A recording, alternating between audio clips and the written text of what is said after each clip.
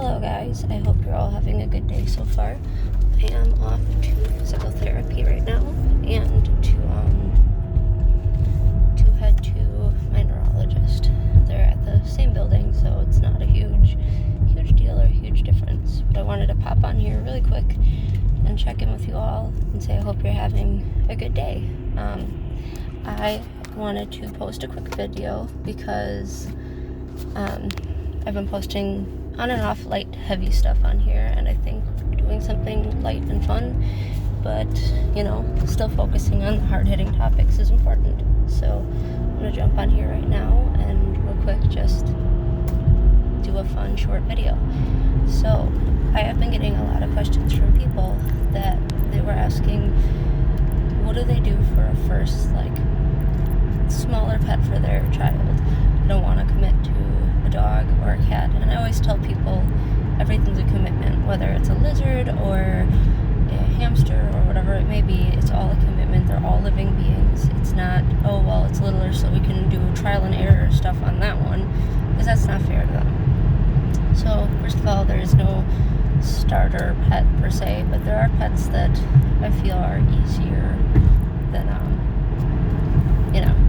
than others. And I kind of did, I kind of have a pre-recorded video talking about what reptiles are the easiest maintenance, like banded geckos are, and stuff along those lines, what are nice reptiles for someone learning, and wanting to get into the business of either just a reptile enthusiast or a breeder, whatever it may be. But that video aside, this is going to be focused on more rodents and small animals away from the reptiles that are good for kind of a beginner. And the first thing I see a lot of people do that I don't agree with, and I'll tell you why. The first thing I see people do is get a hamster. And right now at my rescue, we have 7 hamsters. So they don't work out often. And it's sad, and I really feel bad for them because they do really great with somebody sorry, just heard a beep and wanted to be sure everything was fine. But anyways, they're really nice animals, but they aren't very sturdy. They're pretty delicate. Some are sturdier than others. Like a robo hamster is very tiny and easy to lose or hurt. So there are, of course, better options and choices. And I love my hamsters. I have especially a hairless hamster who is just my pride and joy. I would never adopt her out. She is the best. She's friendly and she's really great at educational shows. She's just an angel. So there are really friendly, well-handled hamsters out there. And I do know a place, I'd have to get the exact name, they're more towards Racine, Wisconsin, and the mother, it's a girl and her mother who own the shop. The mother breeds hamsters and from baby on holds them and handles them, and it's kind of like when you buy a puppy or a kitten. They make you set an appointment to meet the hamsters. You sit in a room and they're, you see how you handle and your family deals with each individual one. They're all very friendly, easy to handle.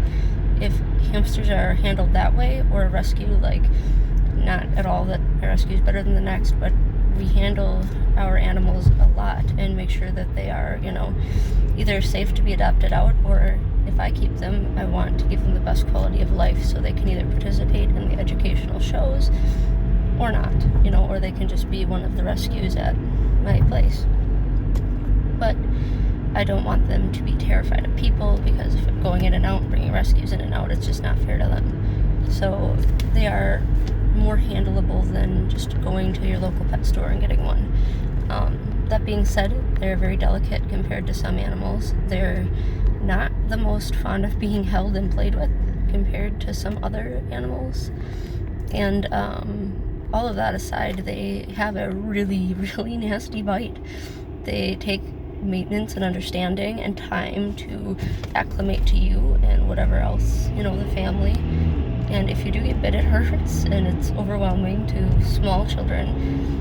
And not to discourage anybody, but I just think it's not fair to go to Petco or Petchmo, sorry, not to use their name, but to go to a big pet store or, a Pet World or whatever it may be, or Petland, whatever the hell it is, and just get one of these hamsters and be like, all right, the setup's not that horribly expensive, the food's not horribly expensive, especially, if they're a littler animal. Robo-Dwarf, and you plop them in a cage and there you go, and they do better alone. So people think, oh, I just have to get one. It's just not right. Whereas a gerbil, they're a little bit, first of all, they do really well in groups of 2 or 3. They do fantastic. They don't really like being alone. I haven't seen a lot of very mentally sane gerbils that were alone. So it's better. It's much better to get 2 or 3 of them. But anyways, that aside, they're a little sturdier. Not always, but they normally are.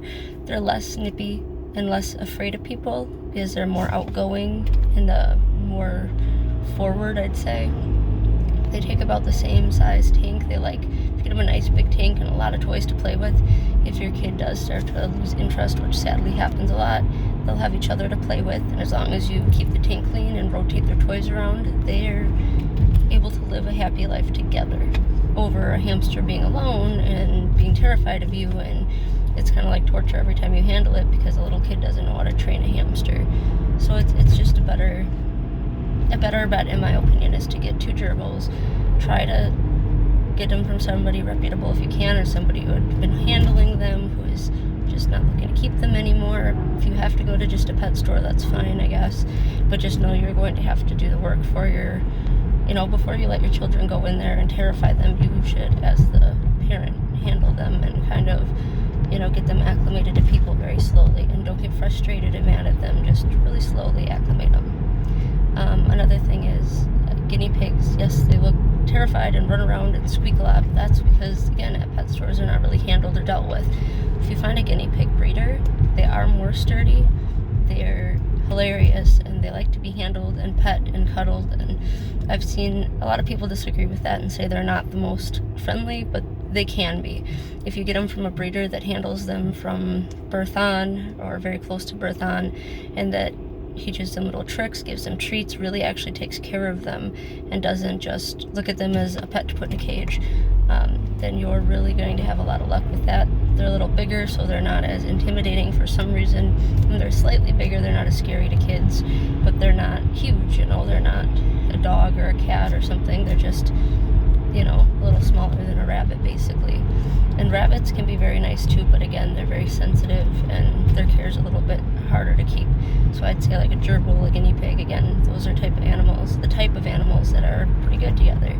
And I would recommend getting like 2 male or 2 female guinea pigs. A lot of times people have them fixed, and if they're raised together, they won't generally fight.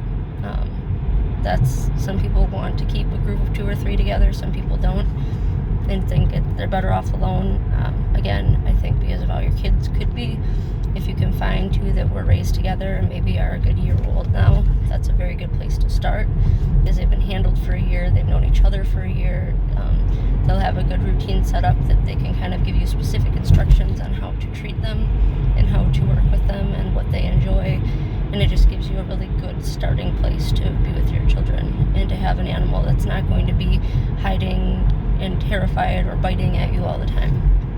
And again, it's no hate to the animals, to the hamsters or any other animals I mentioned in this. It's just what I think might be a better family pet to start, especially if you get one that's handled and acclimated a little better, or that does good with groups. And again, this is for rodents and small animals. This is not at all including reptiles, because they're my love is like reptiles are number 1 and horses number 2. So we're definitely not going to large animals and then to reptiles. This is the small animals. For me personally, I have a weak spot for hamsters. They just get me. I love them. I have the most of them. I have no gerbils right now, and a couple of guinea pigs that won't be permanent residents, but the hamsters will be. They hold a place in my heart, but that's because I like how they're difficult and they really make you work for their affection and their love, and they're picky and they're not real personable to everybody. You have to earn their trust. So they're great for an experienced handler or an intermediate handler, but they're not great for your 7, 8, 9-year-old. And I would never recommend getting a toddler an animal. Maybe, if you really insist on getting it, have, again, animals you can handle more, like 2 gerbils, and let them watch you handle it and let them, pet the top of their head. I own a reptile and rodent rescue. We have horses too. being said, I've got 2 daughters, both under the age of 5, and I don't let them just go in and touch the animals. They're raised around them constantly. Then I have 1 horse, Midge. She's my baby, my whole world. The girls can absolutely pet her, brush her. My slightly older one who's turning 4, she can even walk her around on her own. She's just a really great therapy horse and really well trained. But other than her, it's all supervised and it's all very, very careful and very well monitored by me and normally a second adult. It's just not a free-for-all, even though they've been raised their entire lives around animals and they really do know the proper ways to be. So don't think it's just your kid. It's how it should be. It should be watched for the animal safety. So I would really highly recommend, rather than going and getting, like I said, one of the many adorable species of hamsters or even mice. Mice are fantastic. They're really, really, really good to train and work with, but they're delicate. And I think, again, it takes somebody who can be a little older, like an 11, 12-year-old kid, to be really understanding of how not to hurt them. And rats, they're fantastic pets. A lot of people love them and go to them first. The only negative about rats is that they are extremely high maintenance as far as they need to be taken out at least an hour a day individually and played with, and they need a lot of stimulation.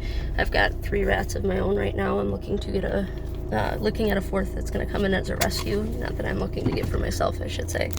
But again, they take a lot of effort and a lot of work and a lot of understanding. So just for good start animals, everyone deserves time and attention. But I think, sorry for my finger being over the lens, I think that gerbils or really well handled, well raised, slightly, a year old or so guinea pigs are really good bets for teaching your children how to properly handle an animal.